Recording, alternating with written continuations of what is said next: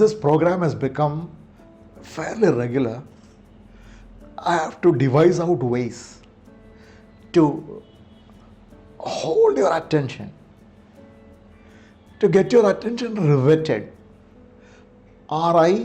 RIVETTED, focused എന്നർത്ഥം, കേന്ദ്രീകരിക്കുക എന്നർത്ഥം. Get your attention riveted to this program. And for that, I have to try many things.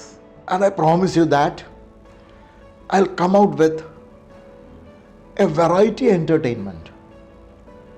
If one day we discuss words, another day we may recount a story. On a third day, we may discuss a particular book by reading excerpts, EXCERPTS. Excerpts means extracts, ബുക്കിൽ നിന്ന് എടുത്ത ഭാഗങ്ങൾ. By reading excerpts from the book.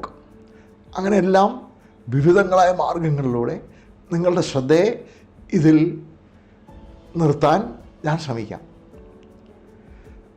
In that way, today we are going to discuss a story. I am going to recount a story. Recount എന്ന് പറഞ്ഞാൽ എന്താ അർത്ഥം? Narrate എന്നർത്ഥം, ആഖ്യാനം ചെയ്യുക. അപ്പോൾ റിക്കൗണ്ട് ചെയ്യുന്ന ആളാരാണ്? ആഖ്യാതാവ്. ഇംഗ്ലീഷിൽ പറയുമ്പം റാക്കോൺട്യൂർ. ഞാനിതിന് മുമ്പേ ഇത് പറഞ്ഞിട്ടുണ്ട്, എങ്കിലും I M reminding you. RACONTEUR. Today I am going to wear the garb of a raconteur. ഒരു കഥയുടെ ആഖ്യാതാവിൻ്റെ വേഷമാണ് ഞാനിന്ന് അറിയാൻ പോകുന്നത്. And this is a very popular story. You may perhaps even know it. It is a pearl of Oriental wisdom.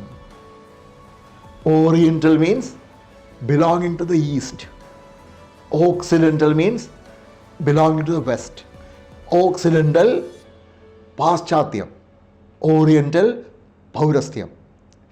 ഈ കഥ പൗരസ്ത്യ നാടുകളുടെ അനാദിയായ തത്വചിന്തയിൽ നിന്ന് ഉയർകൊണ്ടതാണ് ഈ കഥ.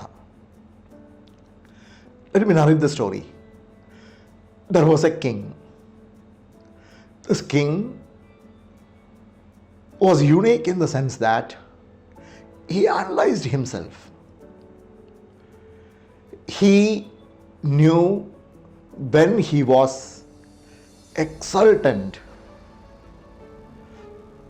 or in raptures. Exultant എന്ന് പറഞ്ഞാൽ enjoying extreme joy. Rapture അത് തന്നെ, extreme joy. And at the same time, he knew when he was desperate. എപ്പോഴാണ് താൻ നിരാശയിൽ നിബന്ധിച്ചിരുന്നത് എന്നും എപ്പോഴാണ് അധിക സന്തോഷത്തിൻ്റെ പാരമ്യത്തിലെത്തി നിൽക്കുന്നത് എന്ന് രാജാവ് തിരിച്ചറിഞ്ഞു. ഈ രണ്ട് അവസ്ഥകളും സ്ഥിരമല്ല. ഈ രണ്ടവസ്ഥകളും നമ്മൾ പറ്റിക്കും. അപ്പോൾ ഈ രണ്ടവസ്ഥകളിലും നമ്മൾ ഒരു തീരുമാനങ്ങളും എടുക്കാൻ പാടില്ല. We should not arrive at a decision either when we are desperate or when we are exultant, because these two are not normal states of the mind. ഇവ രണ്ടും നമ്മുടെ സ്വതസിദ്ധമായ, സ്വാഭാവികമായ, നൈസർഗികമായ മനോനിലയല്ല. നമ്മൾ പ്രധാനപ്പെട്ട തീരുമാനങ്ങൾ കൈക്കൊള്ളുമ്പോൾ മനസ്സെപ്പോഴും സമചിത്തത പാലിക്കണം. അതിന് അധിക സന്തോഷവും തീവ്ര ദുഃഖവും അനുവദിക്കില്ല. അപ്പോൾ ഈ രണ്ട് സന്ദർഭങ്ങളിലും നമ്മൾ തീരുമാനങ്ങൾ എടുക്കുന്നത് ഒഴിവാക്കണമെന്ന് പൗരസ്ത്യ ദാർശനികന്മാർ കഥാരൂപത്തിൽ ധാരാളം ഉപദേശങ്ങൾ നമുക്ക് തന്നിട്ടുണ്ട്. അങ്ങനെ ഒരു കഥയാണിത്. This king was aware of his own nature. He knew when he was exultant and when he was desperate. And he consciously wanted to avoid both states. ഈ രണ്ടവസ്ഥകളെയും ബോധപൂർവമായിട്ട് അദ്ദേഹം ഒഴിവാക്കാൻ ശ്രമിച്ചു. അപ്പോൾ ഇതിനു വേണ്ടി he sought the help of a counselor. ഒരു ഉപദേഷ്ടാവിൻ്റെ സഹായം തേടി. He enjoined his ministers to seek out a knowledgeable person, a scholar or a philosopher who could give him a piece of advice in a sentence which could rescue him both from excessive joy and desperation. The question is very simple. The king wanted a talisman. What is a talisman? ഗാന്ധിജിയുടെ talisman എന്നൊക്കെ പറയും. എന്താണ് talisman? അദ്ദേഹത്തിൻ്റെ ഒറ്റമൂലി. അതായത് ഗാന്ധിജി പ്രധാനമന്ത്രി നെഹ്റുവിനോട് ആവശ്യപ്പെട്ടു, രാജ്യം നല്ല നിലയിലാണ് എന്നതിന് ഒരേ ഒരു സമവാക്യം മാത്രമേ ഉള്ളൂ. പൂവറസ്റ്റ് ഓഫ് ദ പൂവർ, ദരിദ്രനായ വ്യക്തി സന്തുഷ്ടനായിരിക്കണം. ദരിദ്രനായ വ്യക്തി സന്തുഷ്ടനാണെങ്കിൽ ആ രാജ്യം ക്ഷേമത്തിലാണ്. ആ രാജ്യത്തിൽ ആഭ്യന്തരമായ യാതൊരു കാലുഷ്യവും ഉണ്ടാവില്ല. അപ്പോൾ ഇതായിരുന്നു ഗാന്ധിയുടെ ടാലിസ്മാൻ. അപ്പോൾ ടാലിസ്മാൻ എന്ന് പറഞ്ഞാൽ എന്താ അർത്ഥം? It is some sort of magical panacea, ഒറ്റമൂലി. അതുപോലെ ഇവിടെ രാജാവിന് എന്ത് ഒറ്റമൂലിയാണ് വേണ്ടത്? തീവ്ര ദുഃഖത്തിൽ നിന്നും അത്യധിക ആഹ്ലാദത്തിൽ നിന്നും മനസ്സിനെ മോചിപ്പിക്കുന്ന ഒരു ഉപദേശവാക്യം. That was what the king wanted. The ministers tried but to no avail. To no avail എന്ന് പറഞ്ഞാൽ without any result. They couldn't arrive at such a judicious piece of advice. So they sought the help of a hermit. മന്ത്രിമാർക്ക് ഈ സമസ്യയ്ക്ക് ഉത്തരം കണ്ടെത്താൻ കഴിയാത്തത് കൊണ്ട് അവർ സർവസംഘ പരിത്യാഗിയായ ഒരു സന്യാസി വര്യനെ സമീപിച്ചു. സന്യാസി വര്യൻ നിമിഷങ്ങൾക്കുള്ളിൽ ഒരു ഉപദേശവാക്യം എഴുതി ഇവരുടെ കൈകളിൽ ഏൽപ്പിച്ചു. And they came to the palace. Soon after, a war broke out between this king of this king's empire and the neighboring empire. In the war that ensued, ENSUED, ensued means followed. In the war that ensued, this king emerged victorious. അതായത് അയൽ രാജ്യവുമായിട്ട് ഒരു യുദ്ധം ഉണ്ടായി. ഈ യുദ്ധത്തിൽ നമ്മുടെ രാജാവ് അയൽ രാജ്യത്തെ പരാജയപ്പെടുത്തി. Now he was in the pinnacle of happiness. സന്തോഷത്തിൻ്റെ പരകോടിയിലെത്തി.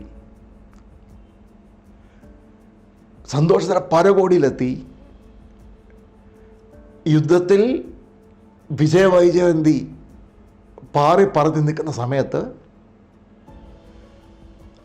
മനസ്സിൽ ആനന്ദം ഒരു ലഹരി പോലെ നുരഞ്ഞു പൊന്തി.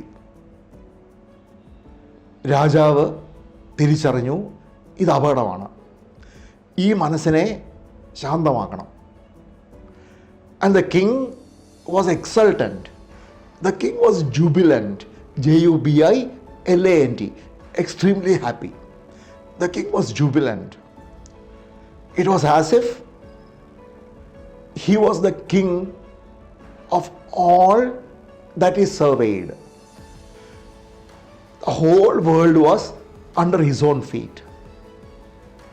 This feeling naturally leads to a sense of arrogance. ഈ വിജയലഹരി ഔദ്ധത്യത്തിലേക്ക്, ധിക്കാരത്തിലേക്ക്, അഹങ്കാരത്തിലേക്ക് മനസ്സിനെ വഴി നടത്തും എന്ന് രാജാവിന് അറിയാമെന്ന് നേരത്തെ പറഞ്ഞില്ലേ.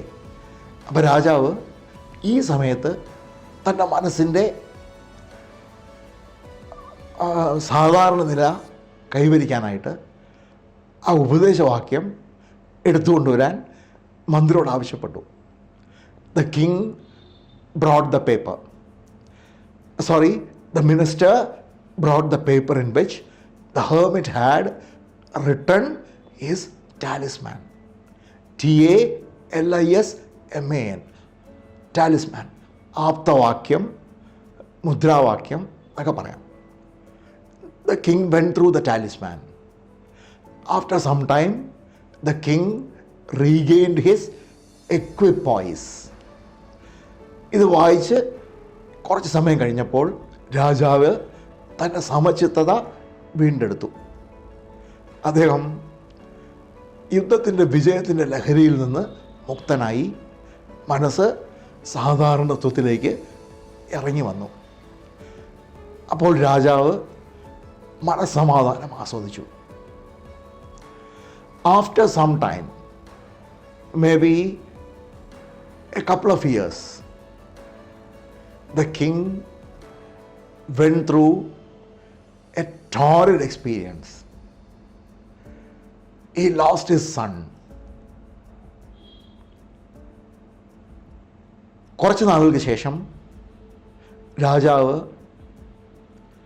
പുത്രവിയോഗത്തിൻ്റെ കരൾ നുറുക്കുന്ന നൊമ്പരത്തിന് പാത്രമായി. ആ ദുഃഖത്തിൻ്റെ താപത്തിൽ അദ്ദേഹത്തിൻ്റെ ഹൃദയം തന്നെ വെന്ത് വെണ്ണീരായി പോകുമോ എന്ന ഘട്ടം വന്നപ്പോൾ രാജാവ് ഒരിക്കൽ കൂടെ മന്ത്രിയോട് ആ സന്യാസിയുടെ ഉപദേശവാക്യം എഴുതിയ കടലാസ് കൊണ്ടുവരാൻ ആവശ്യപ്പെട്ടു. Again, the minister brought the paper. The king again went through the advice. And after some time, the king became stable. The mind settled down. The disturbance of the mind, the entropy just faded away. And the king was back to his normal self. അതായത് രാജാവ് അതിതീവ്ര ദുഃഖത്തിലിരിക്കുമ്പോൾ ഈ ഉപദേശം സൂത്രം കൊണ്ടുവരാൻ മന്ത്രിയോട് ആജ്ഞാപിച്ചു. മന്ത്രി ഇത് കൊണ്ടുവരികയും രാജാവ് ഇത് വായിക്കുകയും ചെയ്തു. ഇത് വായിച്ച രാജാവ് അല്പസമയത്തിനുള്ളിൽ ശാന്തനായി.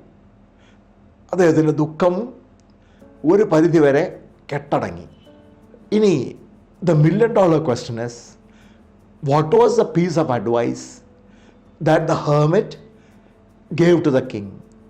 The single advice which was useful when the king was on cloud 9, and also equally when the king was down in the dumps. ഇവിടുത്തെ ചോദ്യം എന്ന് പറയുന്നത്, എന്ത് മന്ത്രരത്നമാണ്, എന്ത് ഉപദേശരത്നമാണ് ഈ രാജാവിനെ അത്യാഹ്ലാദത്തിൽ നിന്നും അതേപോലെ അതിതീവ്ര ദുഃഖത്തിൽ നിന്നും ഒരുപോലെ കരകയറ്റിയത്, രക്ഷപ്പെടുത്തിയത്? ആ ഉപദേശത്തിലേക്ക് വരാം. The piece of advice was, this too would soon pass. ഇതാണ് ആ വാക്യം. This too would soon pass. ഇതും കടന്നു പോകും. ഇതായിരുന്നു ആ വാക്യം. ഇതും കടന്നു പോകും. ഇതും കടന്നു പോകുമെന്ന് പറയുമ്പോൾ, when the king was exultant in victory, the king realized that it was a temporary phase. It would soon go into the annals of history. ഭൂതകാലത്തിലേക്കും ചരിത്രത്തിലേക്കും ഇത് ഓടി മറയും കുറച്ച് സമയം കഴിയുമ്പോൾ. അപ്പോൾ ഈ വിജയത്തിൻ്റെ ലഹരി പോയി പോകും. ഇതായിരുന്നു ഉപദേശം. ദിസ് ടു ഷാൽ പാസ്, ഇതും കടന്നു പോകും. അതുപോലെ പുത്രദുഃഖത്തിൻ്റെ തീവ്രത അനുഭവിച്ച രാജാവ് ഇതേ ഉപദേശമാണ് വായിച്ചത്. ഈ ഉപദേശം വായിച്ചപ്പോൾ രാജാവിൻ്റെ ദുഃഖത്തിന് നല്ലൊരു ശമനം ഉണ്ടായി. അതിൻ്റെ കാരണം ഈ ഉപദേശത്തിൻ്റെ ദൈക്ഷണികവും ദാർശനികവുമായ ഗുണപാഠമാണ്. അതായത് ഈ ജീവിതം ഒരു യാത്രയാണ്. Life is a സൊജോൺ.